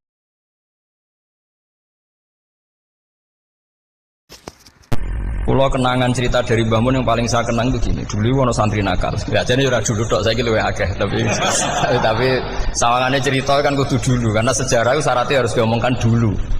Ajane aku rada kecewa mbek sejarah iku. Dulu ono santri nakal, saiki luwih akeh. Niku kepengen nginceng ninge mergo ning wayu. Niku dhisik jarang ning sepedaan motor ngalor ngidul ning Pasar Bangilan jarang. Dadi nek kepengen roh iku kudu dadi bakul banyu. Terus bakul banyu karena satu-satunya cara roh wong ayu kudu dadi bakul banyu nyamar. Bakul banyu ngisine ning jero jeding. Jadi kadang ya roh ninge rajil bapan macam-macam. Kiai ini wali tenan, bukan wali debutan, bukan wali senior, namun wali betul. Nah, sama saya jadi wali kan serana kuota wali, segelem ragelem jumlahnya supaya tetap ada terus diangkat nonton mawon wali. Ini bertahun-tahun. Kiai ini ngerti, seneng mergo digratisi, digawe rego murah. Kiai ini ngerti nek iku niate elek. Suatu saat gak ada perkembangan, santri ini mulai gremeng karena gak direspon. Diceluk ke kiai ini. Dia pentok anakku. Nggih Yai. Kowe salat ning Masjid Haram saf awal 40 dina jamaah mbok saf awal. Nggih Yai. Kok bar tak rabekno anakku. Seneng salat. Hari pertama ya demi dapat istri, hari kedua terus. Sesuai ku ku nyaman. Betapa nikmatnya sujud, nikmati rukuk terus nyaman. Saking nyamannya ku berkebutuhan salat di saf awal. Bukan karena cewek tadi. Barang hari ke-40 diparani mbek kiai ini. Aja mulai tak rabekno. Loh. Mboten saged, Mbah. Jare nek wis salat 40 dina tak rabek. Oh, mboten salat jadi montok cawe tok. Mboten. Mboten. Ngenyak wong salat jadi mati joli. Jadi orang enggak bener itu kadang ya jadi bener. Jadi wali kadang daftarnya lewat bakul banyu. Terus kadang rodok delok wong wedok sithik-sithik, tapi nek pangeran ngangkat kira kurang coro. Dadi wali jane iki. Akhirnya kiai ini sing nangis. Cung gelem lek cok aku pede mantu wong. Iki gak gelem tenan. Ngenyak wong salat diterima dijoli. Wah, itu luar biasa. Terus malah ini ngaji ya, terus ngaji talqinu zikri bahwa pada akhirnya sing paling dhuwur teng hadhihi dar la ilaha illallah. Nah, saya punya trik, punya cara untuk sampean supaya la ilaha illallahnya itu sah dan meyakinkan. Nah, cara hakim itu sah dan kitab yang sering dibaca Mbah Mun di antaranya untuk kalimat itu kitab Zadul Ma'ad. Iku nak nerangno la ilaha illallah niku luar biasa. Itu kitab kesayangannya Sayyid Abdul Al-Haddad. Beliau ngendikan di antara kitab kesukaan beliau selain Ihya itu kitab Zadul Ma'ad. Itu beliau kalau ngendikan bihadihi, maksudnya bihadil kalimah ussisatis samawati wal ardu. Jadi langit bumi dibikin. Jadi beliau mulai berpikir pertama gini, surga dibikin dengan segala kemewahannya itu bagi yang tasdik liman saddaqa bila ilaha illallah wa liman amana bila ilaha illallah. Neraka yang dibikin sebegitu ekstrim sampai anak wong dicemplungno ngenteni 70 tahun lagi ceblok. Wah, itu ora kebayang carane gawe. Entakno bego kan itu. Jadi barang nak diceblokno ning neraka itu cebloke tok ngisor ngenteni pinten? 70 tahun. Makanya kemungkinan keluar dari neraka itu kecil. Agak untuk syafaat itu kecil. Wong wis ora iso kebayang kan? Itu pun diciptakan untuk yang menolak dalil. Jadi surga dibikin ya lihadil kalimah, neraka dibikin juga lihadil kalimah. Jadi hadil kalimah itu mizan, ini ukuran. Yang nerima masuk surga, yang menolak masuk neraka. Hisab juga gitu, ada hisab itu ya karena kalimat la ilaha illallah. Orang kafir itu nanti tidak dihisab. Nah, cara Ibnul Qayyim, hadisnya nggih ngoten. Ulaikal ladzina kafaru bi ayatina rabbihim wa liqaihi fahabitas a'maluhum fala nuqimu lahum yaumal qiyamati wasna. Ya lucu tuh, masa Fir'aun dihisab. Kan sekaruan rokok kan. Jadi hisab itu nanti itu yang enggak jelas-jelas. Makanya sampean udah hati-hati, itu potensi dihisab. Jadi yang jelas itu ada hisab. Masa kanjeng Nabi dihisab kan enggak mungkin. Nabi Ibrahim masa dihisab.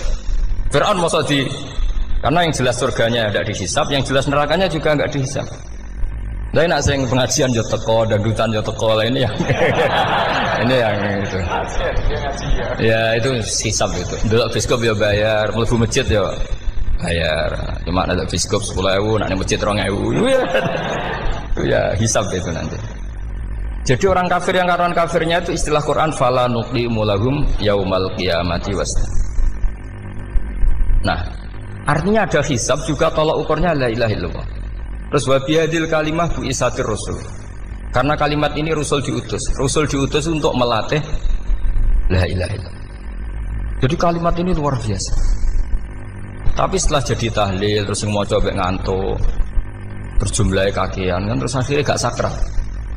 Akhirnya tak lewat di komentar suwi temen. Pemenang nak sing mimpin tahlil wong tuwek terkenal suwi lagi tahlil dipimpin Mbah niki sing guri mesti sambat wah suwi mesti. Itu kriminal kita, itu kesalahan kita. Kalimat yang harusnya jadi tolok ukur surga neraka itu ukurannya kalimat itu. Kemudian kita nganggap kalimat itu sebagai kalimat yang apa? Problem. Itu aja sampai ya. Makanya kalau suwon sing mimpin tahlil aja suwi-suwi. Istilah ilal ping 3 hadir terus bar. Niku semua ijazahnya hanya 3 kali. Itu kok udah dipirang-pirang niku. Tapi nak la ilaha illallah tolong gak hadir ya tak baleni neh dadi 6. Kok gak hadir? Jebule ping 1000 pun ndak hadir. Lah ini yang masalah. Terus kula waca ndak ini supaya sampean ngerti kalimat itu menjadi kualitasnya bagus ndak itu karena cara pandang. Itu tadi kalau sampean mikir surga dibikin semewah itu dengan fasilitas bidadari secantik itu, semuanya kelas A, itu ya bagi yang menerima la ilaha illallah. Neraka dibikin se ekstrim itu juga bagi yang nolak. Jadi ini kalimat pembeda. Makanya kalimat haqqin 'alaiha nahya wa 'alaiha namut. Terus wa biha atau wa 'alaiha. Ini jajah gini usume usum. Wa biha atau wa 'alaiha. Tren ini gini wa 'alaiha atau wa biha. Wa biha apa wa 'alaiha? Enggak yang di sini umumnya. 'Alaiha nahya wa 'alaiha namut. Wa 'alaiha atau wa biha. Wa 'alaiha atau wa biha. Oh berarti orang jelas prinsipnya, gak jelas. Jadi kalau suwon Mbah Mun sepuh niku fi akhiri hayati nu sering maos talqinu zikri. Karena memang beliau ingin di akhir hayatnya, juga kita semua nanti di akhir hayatnya semuanya min ahli la ilaha illallah Muhammadur Rasulullah. Dan itu dimulai dari sesuatu yang sangat-sangat ilmiah. Yaitu tadi dimulai kenapa surga dibikin untuk sing iman la ilaha illallah. Kenapa neraka dibikin untuk yang menolak la ilaha illallah. Kemudian Rasul diutus untuk melatih la ilaha illallah. Nanti ada azab ya karena menolak la ilaha illallah. Ada maghfirah karena yang terima la ilaha illallah. Makanya istighfar, kalau cara oleh istihad, niku istighfar itu setelah la ilaha illallah cara kalau oleh istihad. Di beberapa Indonesia itu thariqah punya istighfar dulu baru la ilaha illallah. Tapi banyak ulama yang berpendapat dibalik. La ilaha illallah dulu baru. Karena istighfar itu didengar Allah itu setelah tauhidnya benar. Ini cara madzhab Abul Hasan apa? Asyadili, yaitu fa'lam annahu la ilaha illallah baru wastaghfir li dzambika ai li hadhil kalimah. Karena orang bisa dimaafkan itu berdasar kalimat la ilaha illallah. Misalnya begini ya. Orang kafir itu kafir terus sampai 70 tahun. Sekali melafadzkan la ilaha illallah itu yughfar lahum ma qad salaf. Jadi kullil ladzina kafaru iyantahu yughfar lahum ma qad salaf. Artinya orang kafir itu belum pernah tahlil, belum pernah istighosah. Ya belum pernah istighfar.